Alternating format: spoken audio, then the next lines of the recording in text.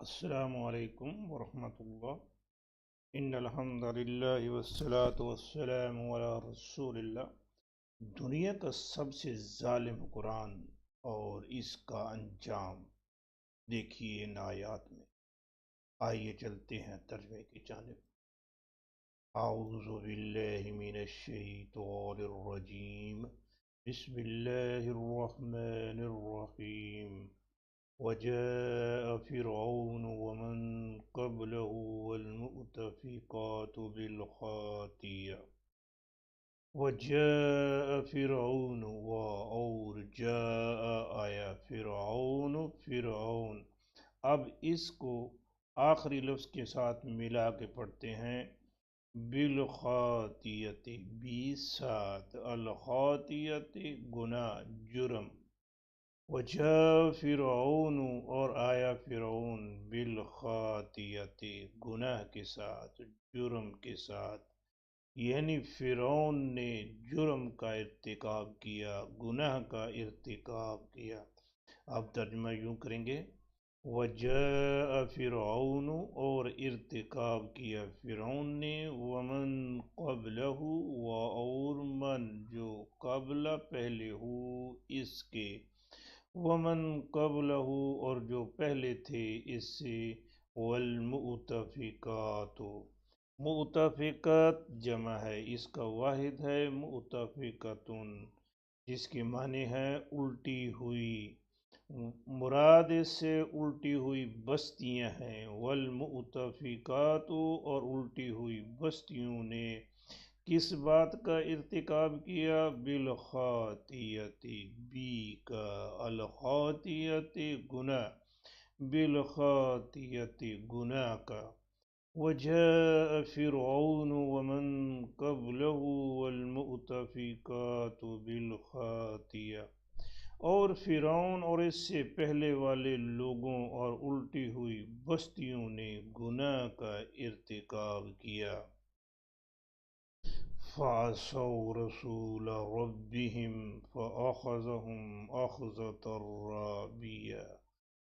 فعصوا عصا اس نے نافرمانی کی، عصوا انہوں نے نافرمانی کی، فعصوا فاتو عصوا انہوں نے نافرمانی کی، کس کی، رسول کی، رسول چونکہ مفعول بن رہا ہے اس لیے منصوب ہے، رسول ربی رب کے رسول کی، مرکب اضافی بن گیا، رب مضاف الیہ اس لیے یہ جری حالت میں ہے، ربہم اپنے رب، رسول ربہم اپنے رب کے رسول کی، فعصوا تو انہوں نے نافرمانی کی، رسول ربہم اپنے رب کے رسول کی، فأخذہم پھر اخذا اس نے پکڑ لیا ہم انہیں، فأخذہم پھر اس نے پکڑ لیا انہیں، کیسے پکڑا، اخذتاً پکڑنا، مصدر ہے یا مفعول بن رہا ہے اسی لیے نصبی حالت میں ہے، رابعتاً رابعتاً صفت ہے اخذتاً کی، اردو یہ لفظ عربی میں ایک ربا بھی استعمال ہوتا ہے جس کے معنی ہوتے ہیں چیز کا بڑھ جانا، زیادہ ہو جانا، اسی طرح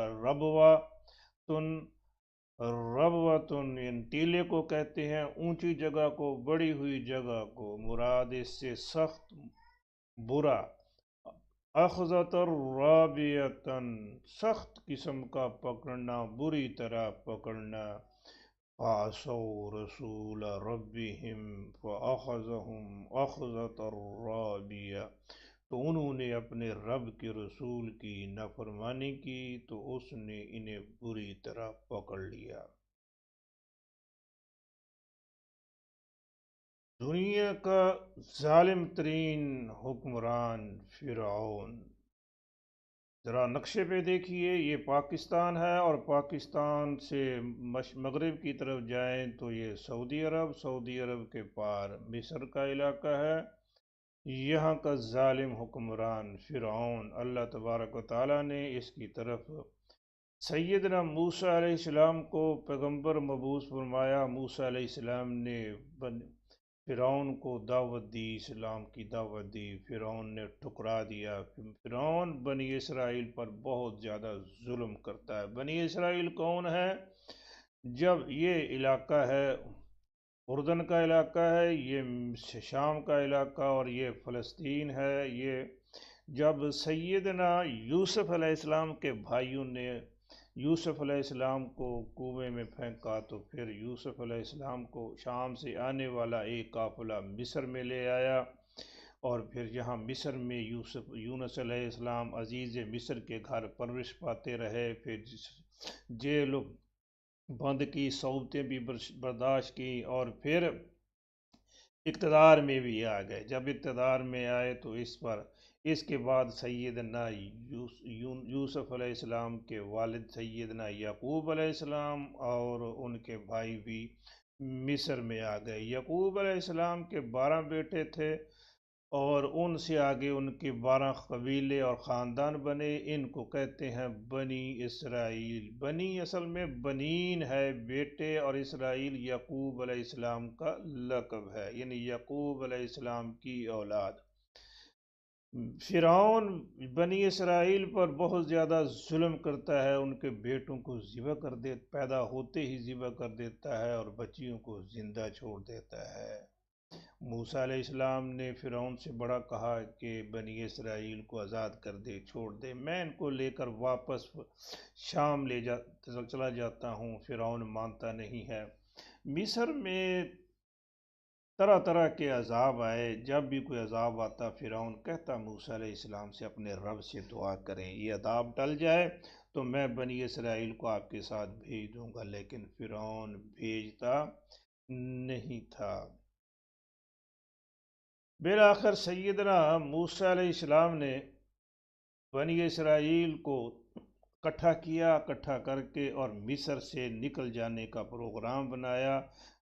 بنی اسرائیل لاکھوں کی تعداد میں تھی، کمال حکمت عملی تھی سیدنا موسیٰ علیہ السلام کی۔ بنی اسرائیل کو اکٹھا کر کے لے جا رہے ہیں، اور جب علاقے سے نکل گئے ہیں تب فرعون کو خبر ہوتی۔ جب فرعون کو خبر ہوتی ہے تو وہ اعلان کر دیتا ہے، لوگوں کو جمع کرتا ہے، فوج بناتا ہے اور پیچھے لگا دیتا ہے۔ اتنے میں سیدنا موسیٰ علیہ السلام بنی اسرائیل کو لے کر یہ ریڈ سی کے اس خلیج پر، اسے کہتے ہیں خلیج سویز، اسے نہر سویز کے ذریعے سمندر کے ساتھ ملایا گیا ہے۔ اس پر پہنچتے ہیں تو پیچھے فرعون لشکر لے کے آ جاتا ہے۔ بنی اسرائیل کے لوگ پریشان ہو جاتے ہیں، کہتے ہیں موسیٰ ہم تو پکڑے گئے۔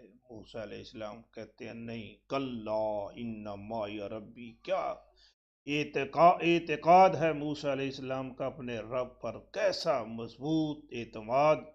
کہتے ہیں ہو نہیں سکتا، میرا رب میرے ساتھ ہے، ضرور راستہ دے گا۔ ادھر رب تعالیٰ کی طرف سے حکم آتا ہے، موسیٰ اضرب بعصاک البحر، اپنا عصا ماریے سمندر پر۔ سیدنا موسیٰ علیہ السلام عصا مارتے ہیں تو سمندر کے اندر 12 راستے بن جاتے ہیں۔ موسیٰ علیہ السلام بنی اسرائیل کو لے کر سمندر پار کر جاتے ہیں۔ چونکہ بنی اسرائیل کے 12 قبیلے تھے، ہر قبیلہ اپنے اپنے راستے کو پہچان کے اسے سمندر کو پار کر جاتا ہے۔ پیچھے فرعون کا لشکر دیکھتا ہے، کیا راستے تو بنے ہوئے ہیں لیکن وہ پریشان ہے، یہ کیسے ممکن ہے کہ سمندر کے اندر راستہ۔ اتنے میں فرشتوں نے مارا دھکا، فرعون اور اس کے لشکر کو پھینکا سمندر کے اندر، ادھر پانی چل گیا۔ فرعون سمندر کے اندر ڈبکیاں کھانے لگا، غوطے کھانے لگا، کہتا ہے میں پھر موسیٰ علیہ السلام کے رب پر ایمان لے لاتا ہوں۔ ادھر سے آواز آتی ہے الان، اب نہیں، اب تیرے ایمان لانے کا کوئی فائدہ نہیں۔ تو اللہ تبارک و تعالیٰ نے ایسے ظالم حکمران کو سمندر کے اندر غرق کر کے لوگ دنیا کے لیے عبرت بنا دیا کہ جو بھی میرے پیغمبر کی نافرمانی کرے گا ان کا انجام ایسا ہوتا ہے۔ یہ دنیا کی سزا ہے، اصل سزا تو آخرت کی ہے۔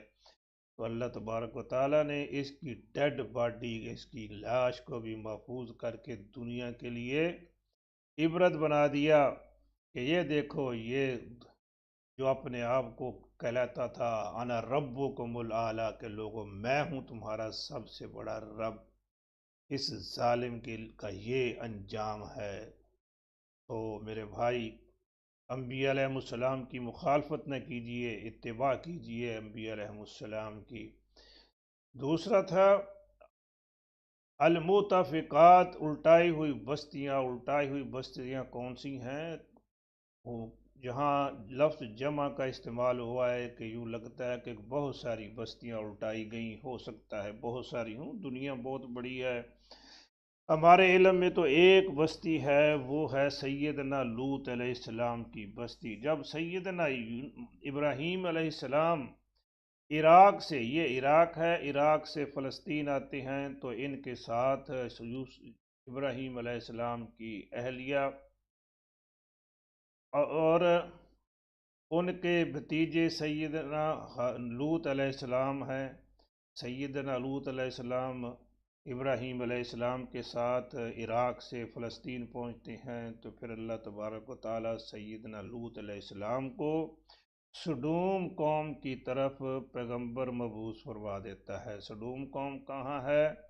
یہ دیکھیے، یہ ہے یہ ہے ریڈ سی کی یہ جو ہے شاخ ہے، اسے کہتے ہیں خلیج عقبہ۔ خلیج عقبہ کے کونے پر، اینڈ پر ہے یہ فلسطین کا علاقہ ہے جو اسرائیل کے کنٹرول میں ہے، اور اس طرف اردن ہے، اوپر سے دریائے اردن آ رہا ہے، اور اس جگہ پر ہے ڈیڈ سی۔ میں ذرا اس کو بڑا کرتا ہوں، یہ دیکھیے یہ ہے ڈیڈ سی، اور ڈیڈ سی کے جنوب کی طرف جو کنارہ ہے، یہاں ایک علاقہ ہے، یہاں ایک قوم آباد تھی جس کا نام تھا سڈوم۔ سڈوم قوم کی طرف حضرت لوط علیہ السلام کو اللہ تبارک و تعالیٰ نے پیغمبر بنایا۔ یہ قوم جہاں شرک کرتی تھی اور ان کے اندر خرابیاں تھی، ایک بہت بڑی خرابی تھی، یہ تھی کہ یہ بد کردار تھے، لڑکوں کے ساتھ بد فعلی کرتے تھے۔ سیدنا لوط علیہ السلام ان کو بہت منع کرتے ہیں، باز نہیں آتے، یہ اتنے غلیظ لوگ تھے کہ کوئی مسافر بھی ان سے محفوظ نہیں تھا۔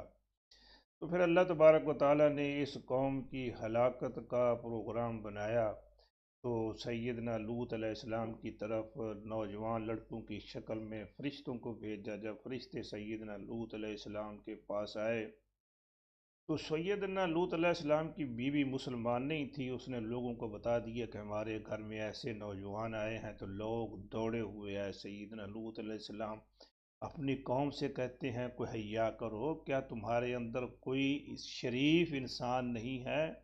میرے مہمانوں میں مجھے رسوا نہ کرو، تو تم باز آ جاؤ، ایسا نہ کرو کہ لوگ مانتے نہیں ہیں۔ وہ کہتے ہیں کہ کیا تم پورے دنیا کے ٹھیکیدار ہو، ذمہ دار ہو، جو بھی آئے اسے ہمیں روکو، ہماری مرضی ہے، جو چاہیں کریں، لیکن باز نہیں آتے۔ سیدنا لوط علیہ السلام کہتے ہیں کاش کہ میرے پاس قوت ہوتی، میں تمہارا مقابلہ کرتا، یا میرے لیے کوئی مضبوط قلعہ ہوتا جہاں میں ان مہمانوں کو محفوظ کر لیتا۔ جب فرشتوں نے دیکھا کہ سیدنا لوط علیہ السلام بہت پریشان ہیں، تو انہیں کہنے لگے کہ آپ ہماری وجہ سے پریشان نہ ہوں، ہم اللہ کی طرف سے بھیجے ہوئے ہیں اور اس قوم پر عذاب لے کے آئے ہیں، آپ راتوں رات یہاں سے نکل جائیں، اس علاقے کو چھوڑ دیں، پیچھے مڑ کے کوئی نہ دیکھے، صبح ہوتے ہی ان کا ٹائم ہے، صبح ہوتے ہی یہ قوم ساری کی ساری تباہ و برباد ہو جائے گی۔ سیدنا لوط علیہ السلام اپنے گھر والوں کو لے کر یہاں سے نکلتے ہیں اور شمال کی طرف جاتے ہیں، آگے ایک غار ہے، اس غار میں پناہ لیتے ہیں۔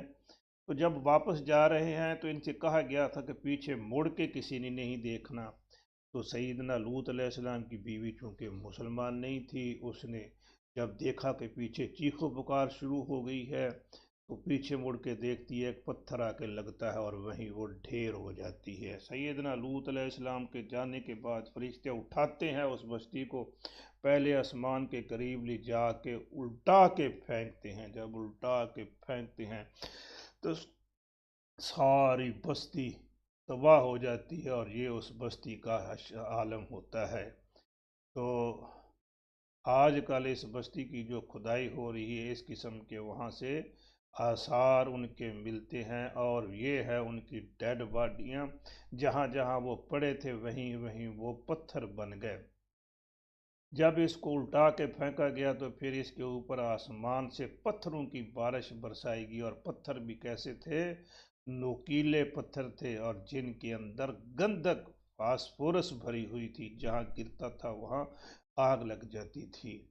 اگر آپ نیٹ پہ سرچ کریں، لکھیں قوم سلوم یا لوط علیہ السلام کی قوم، تو یہ سب چیزیں آپ کو مل جائیں گی۔ یہ واقعات ہمارے لیے باعث عبرت ہیں کہ انبیاء علیہ السلام کی نافرمانی نہ کی جائے۔